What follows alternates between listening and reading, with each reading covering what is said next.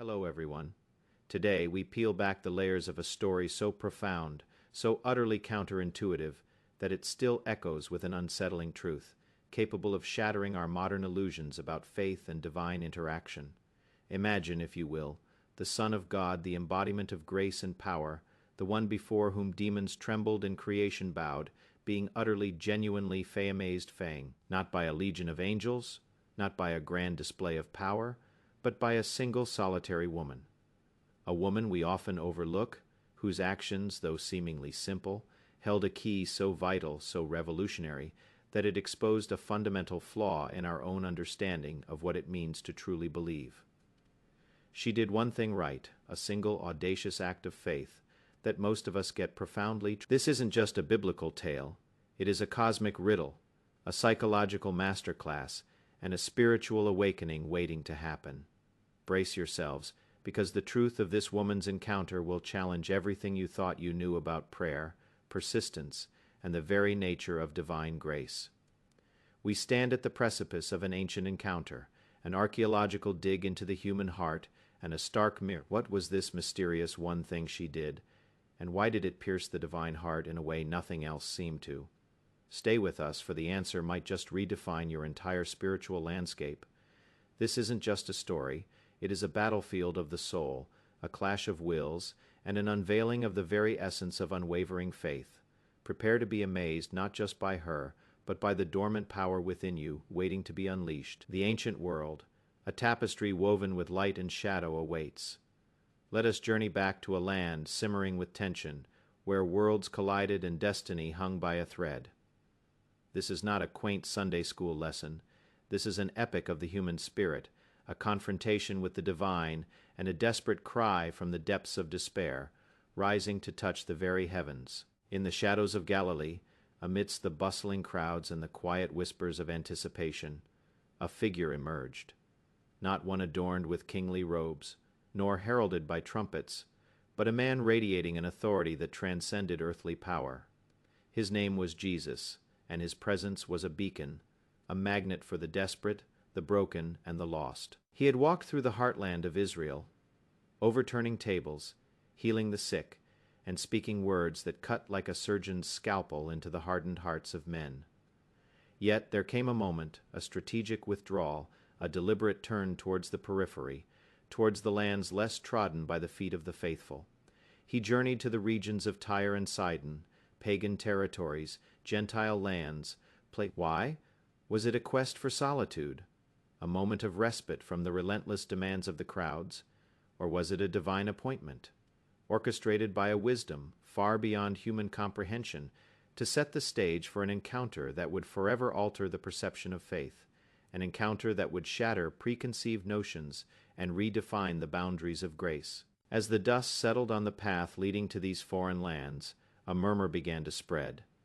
The Nazarene, the Jewish prophet, was here, and with that rumor, a sliver of desperate hope ignited in the heart of a woman steeped in the traditions of her own people, a people alien to the covenant promises of Israel. Her name, unrecorded in the sacred texts, is overshadowed by her act. But her story, her plight, is etched into the very fabric of human suffering. She was a Syrophoenician, a Canaanite, a Gentile. By all accounts, she was an outsider, an unclean one, according to the rigid strictures of the day. Her people, descendants of those ancient inhabitants of the land, were viewed with suspicion, yet, in her heart, a different kind of fire burned, a mother's fire, fierce and unyielding. Her daughter, her beloved child, was tormented, not by a mere illness, but by a demonic possession, a spiritual nightmare made manifest in the innocent flesh of her offspring. Imagine the terror, the helplessness, the relentless nights filled with screams and convulsions, the desperate pleas to local deities, the fruitless rituals, the crushing weight of a suffering she could not alleviate.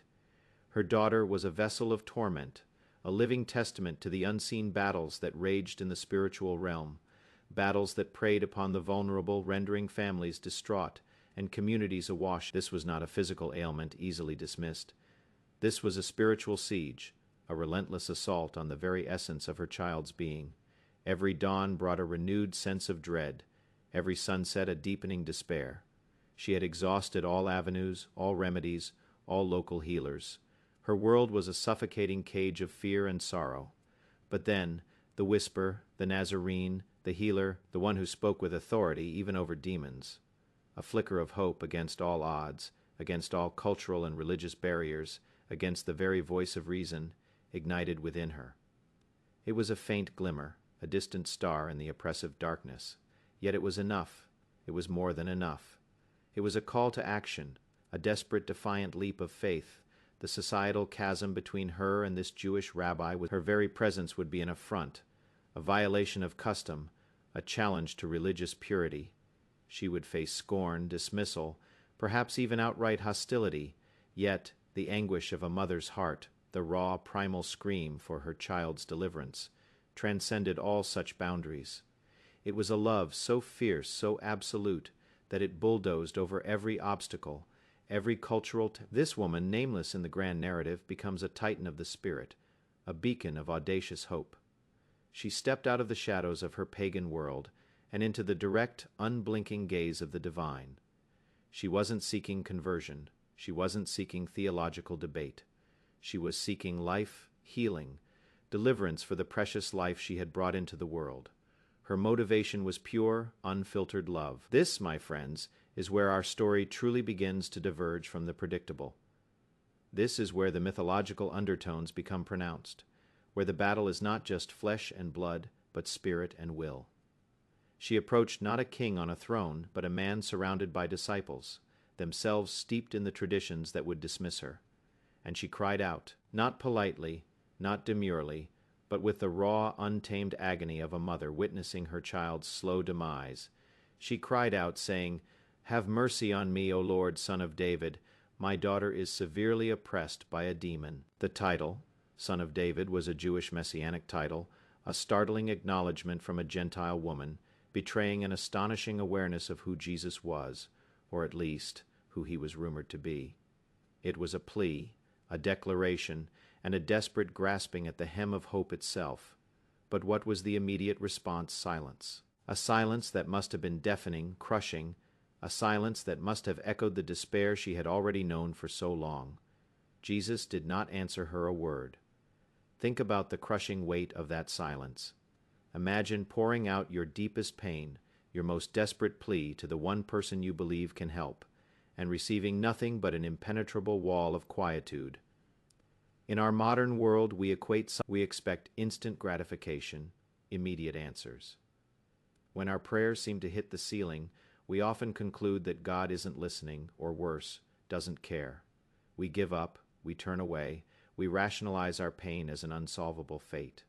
But this woman, she stood her ground. Her will, honed by suffering, fortified by maternal love, would not yield.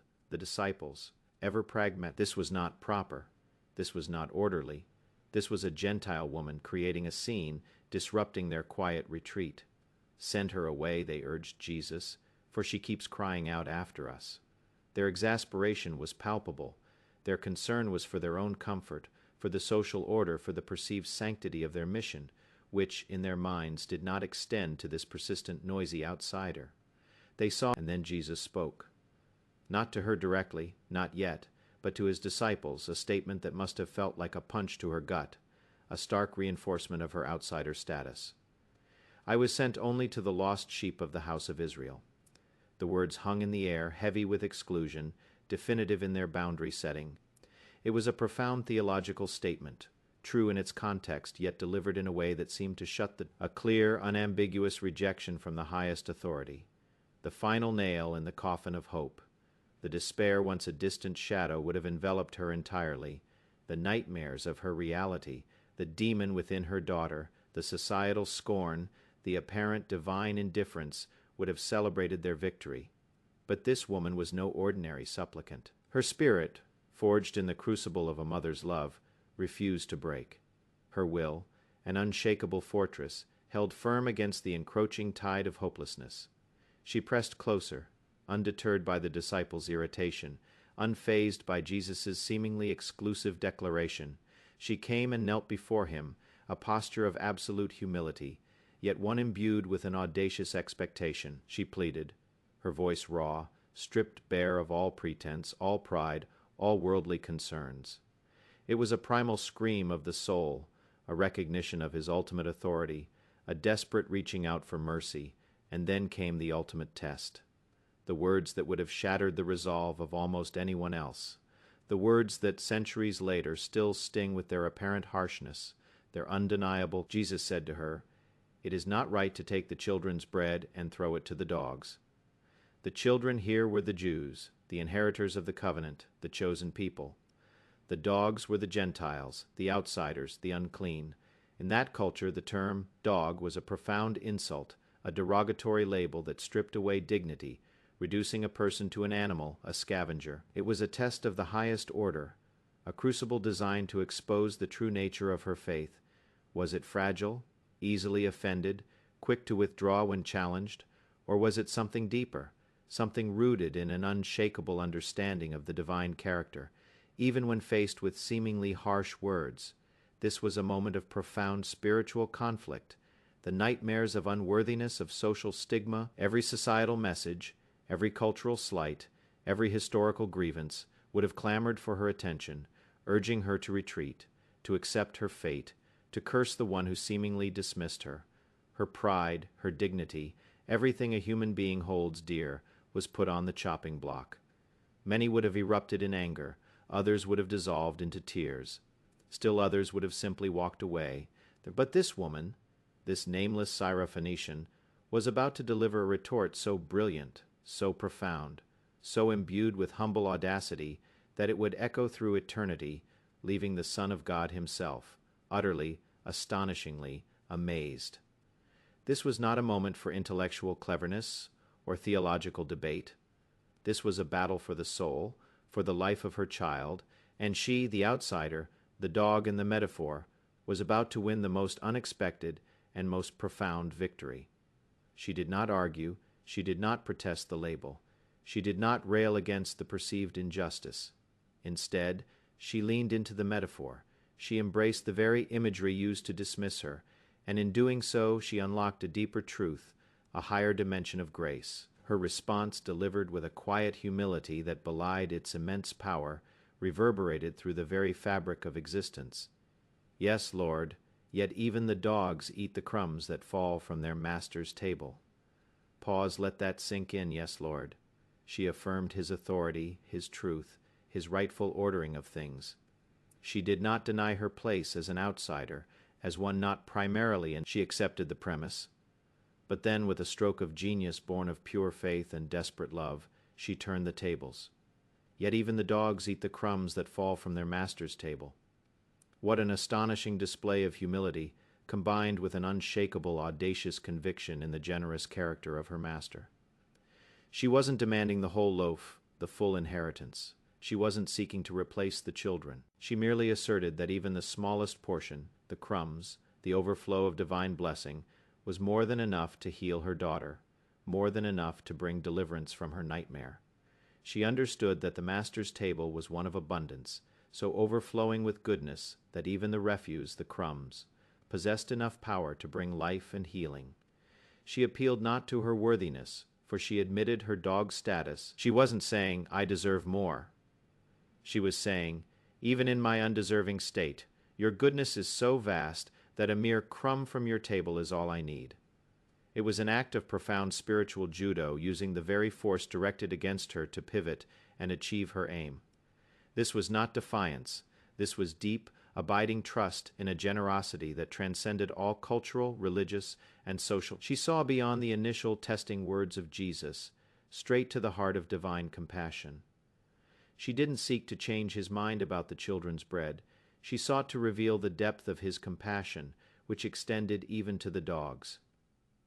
And in that moment, a profound shift occurred.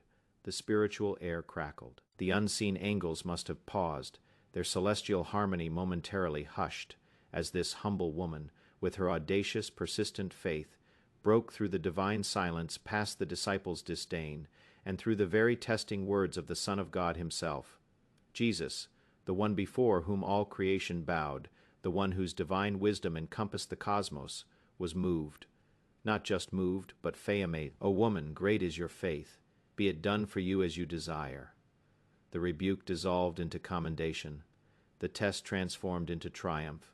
The silence erupted into affirmation. And in that instant, her daughter, miles away, was healed, delivered. The nightmare lifted, replaced by peace. This, my friends, is the turning point. This is the moment that reveals the one thing she did right, that we, in our modern struggles, so consistently get wrong. We often approach the divine with a complex mix of entitlement, doubt, and fragile pride. We are easily offended, quick to withdraw, and prone to misinterpreting divine silence or perceived resistance as outright rejection. Let's dissect, point by painful point, what we get wrong, illuminated by the radiant example of this Syrophoenician woman. First, we give up too soon. In our fast-paced, instant gratification culture, patience is a forgotten virtue. We offer a prayer, perhaps two, and if the answer isn't immediate, isn't tangible, isn't exactly what we expected, we conclude that our prayers aren't heard. We treat prayer like a vending machine. Insert request, expect immediate dispense. The woman did not. She cried out.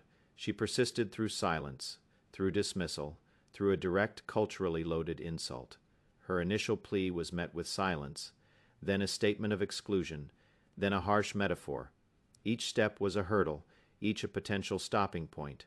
Yet she pressed on. She understood that a perceived no, or not yet, from God is often an invitation to deeper engagement, a test of the true depth of our desire and conviction.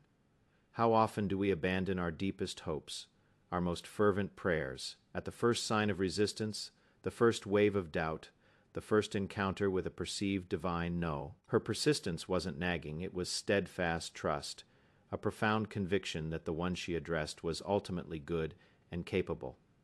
Second, we lack the crucial combination of profound humility and audacious expectation. We tend to swing to extremes. Either we approach with a sense of entitled demand, believing we somehow deserve what we ask for, or we withdraw in shame and unworthiness, believing we're too flawed to ever receive divine favor. The woman embodied both, perfectly balanced. She accepted her dog status, her place outside the immediate covenant.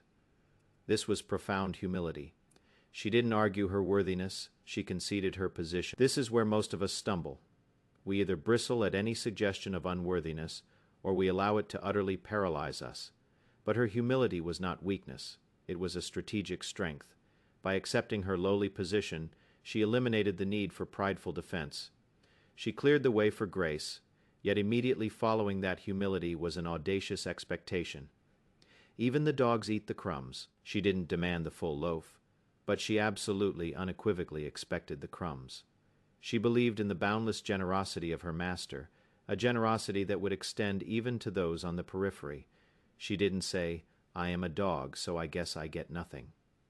She said, "I am a dog, but even dogs get something from a generous master." This is a masterclass in spiritual posture. It is not about groveling, nor is it about arrogant demands.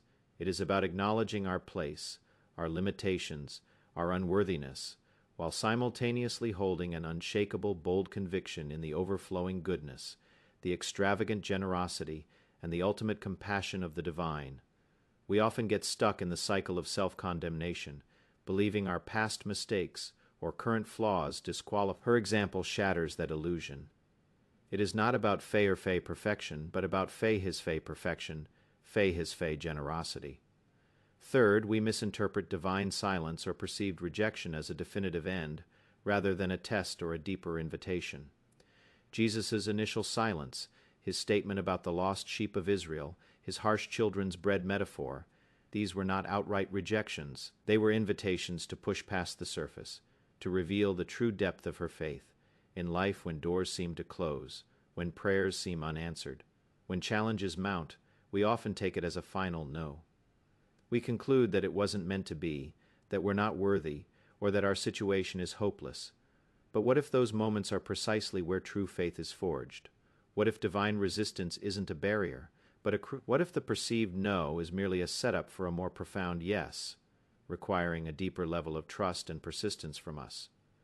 The woman understood this implicitly. She didn't see the obstacles as an end. She saw them as steps on a path she was determined to complete. She understood that sometimes the divine waits, not out of indifference, but to elicit a deeper cry from our souls, to test the quality of our love, to reveal her unwavering spirit in the face of apparent divine indifference is a testament to this profound truth. Fourth, we focus too much on our unworthiness, and not enough on God's character. Her profound statement, "Even the dogs eat the crumbs," was not about her deserving anything. It was entirely about Fei He's Fei character. She didn't say, "I am a good dog," she said. "You are a good master, so good that even the dog—" She didn't make it about her. She made it about him. She understood that her position, her status, her ethnicity, her past, none of that diminished the inherent goodness and boundless generosity of the one she was addressing. In our modern struggles, we often become paralyzed by feelings of inadequacy, guilt, or shame. We ruminate on our imperfections, our failures, our perceived dog status, and allow these self-judgments to dictate our approach to the divine. We think, "How could God help someone like me?" But her example teaches us to shift our gaze. It is not about how worthy Fei are. It is about how good, how merciful, how abundant Fei is. Her faith wasn't in her own righteousness, but in the overflowing nature of divine grace. She believed in a God so infinitely rich in compassion that even the smallest, most peripheral expression of that compassion was enough to transform her impossible situation. This perspective frees us from the tyranny of self-condemnation and empowers us to approach the divine, not on the basis of our merit, but on the basis of his character. Fifth, and perhaps most crucially, we fail to engage in spiritual rest. The Syro-Phoenician woman's encounter was not a passive request. It was an active engagement, a spiritual struggle, a wrestling match of the soul. Like Jacob wrestling with the angel at Peniel, she wrestled with the perceived resistance, with the cultural barriers, with the very words of Jesus, and she refused to let go until she received a blessing. We often want easy answers, effortless. We want faith to be a comfortable affirmation, not a challenging confrontation. But the woman's story reveals that sometimes the deepest blessings are unlocked through persistent, audacious, and even ingenious spiritual wrestling. This isn't about manipulating God or forcing his hand. It is about demonstrating the depth of our conviction, the unwavering nature of our love, and the relentless pursuit of his goodness. Her wrestling was born of love for her daughter, a love so fierce it would not countenance defeat. This isn't about fighting against God, but fighting Fei his promises, Fei his character, Fei the manifestation of his grace in our lives. It is about activating a faith that doesn't just hope, but actively contends. Now, let's explore the path to unstoppable faith, drawing guidance and healing from this. How can we cultivate this? One thing she did right in our own lives. First, embrace the crumbs mentality. This is not about settling for less. It is about understanding the infinite power contained even in the smallest portion of divine grace. We often dismiss the small blessings, the tiny mercies, the subtle whispers of guidance, waiting for the grand dramatic intervention, but the woman knew that a crumb from the Master's, it contained the entirety of the Master's power. Learn to recognize and appreciate the seemingly insignificant acts of grace in your life. A moment of unexpected peace, a timely word of encouragement, a small breakthrough in a difficult situation. These are not minor, they are crumbs. Yes, but crumbs infused with divine power. They are proof of the Master's presence, signs of when you acknowledge the power in the crumbs, you open yourself to the possibility of the entire loaf. Second, cultivate relentless persistence, but differentiate it from nagging. Persistence born of faith is not about badgering God until he gives in. It is about steadfastly holding on to the conviction of his goodness, even when circumstances scream otherwise. It is about aligning your will with his character, believing nagging comes from a place of doubt and desperation, a belief that you must convince a reluctant deity. Persistence, in the Syro-Phoenician woman's context, came from an unshakable belief that this Master, though he seemed to test her, was ultimately good, ultimately merciful, and ultimately willing to give. It was a trust so deep that it could withstand apparent rejection. When you pray, pray with the conviction that you are speaking to a benevolent Father, not a reluctant gatekeeper. And if answers seem delayed, persist, not by increasing the volume of your words, but by deepening the roots of your faith. Third, understand that tests are not always rejections. They are often invitations to growth. When life throws curveballs, when prayers seem to go unanswered, when you face seemingly insurmountable obstacles, resist the urge to interpret them as definitive no's or signs of divine disfavor. Instead, consider them tests, opportunities.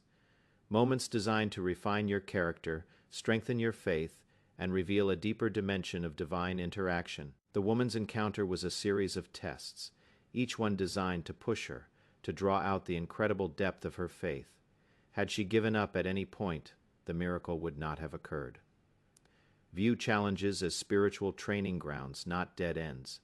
They are the crucibles in which true resilience is forged, and where your capacity for faith is expanded. These are the moments when we confront our inner nightmares of doubt and despair, and choose to press forward, believing that the angels of divine favor await our steadfastness. Fourth, see the divine character, not just your lack. Her entire approach was predicated on her understanding of Jesus' generous character. She wasn't focused on her own unworthiness, but on his infinite capacity for goodness. In our lives, when we struggle, we often fall into the trap of self-focus. We obsess over our flaws, our past mistakes, our perceived inadequacies, believing these disqualify us from receiving grace. But the woman redirected her gaze. She looked past her dog status and fixed her eyes on the overflowing table of the Master. Cultivate a deep understanding of God's character, His love, His mercy. Immerse yourself in stories and teachings that reveal His boundless generosity. When you understand the magnitude of who He is, your own perceived lack becomes irrelevant. It is not about fey your fey capacity, but about fey His fey. This shift in focus is transformative. It moves you from a position of begging to a position of receiving from an infinitely generous giver. Finally, let the intensity of a mother's love for her child be what is your child that you are fighting for? Is it your peace, your purpose, your healing, your family's well-being, a dream you hold dear, a burden you carry? The woman's relentless pursuit was fueled by an unimaginable love for her suffering daughter. This love gave her the courage to break taboos, the persistence to endure silence, and the wisdom to turn an insult into an opportunity. What stirs such a deep, burning conviction within you that you would, like her, refuse to take no for an answer? Identify that core desire, that foundational hope, that spiritual child that needs healing or deliverance. Let that profound love, that unwavering commitment fuel your faith.